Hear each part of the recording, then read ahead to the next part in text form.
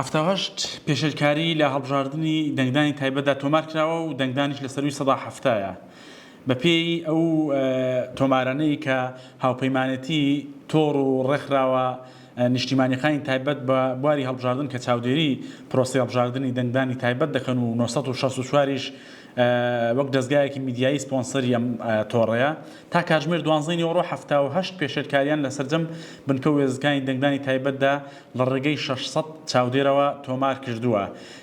ئەوان ئەو هەفتاهەشت پێشەرکاریان بەسەر 5 جۆری پێشەرکاریدا دیاری کردووە کە زۆرترینیان پڕۆپاگەندە و بانگەشەی هەڵبژاردنە لە بەردەم بنکە و وێزەکانی دەنگداندا، دووەمیان بردنە ژوورەوەی مۆبایلێ و سێمیان دوورخستنەوەی بریکاری کیانی سیاسیە و چەند جۆرێکی تریش کە ئێمە بەوردی باسمان کردووە.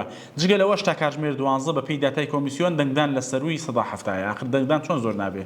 یەکێک لە کارمەندانی هێزە ئەمنیەکان بۆ 964 باسی لەوەی کردووە 3 جار ڕۆشتووە دەنگەکەی نەیخوێنێتەوە، لە کۆتاجاردا مەڕێکی کردووە بەخێر بۆ ئەوەی دەنگەکەی بخوێنێتەوە، دوجار ئەو مەڕە بۆ بە سەدەقە و دەنگەکەی خوێندوێتەوە.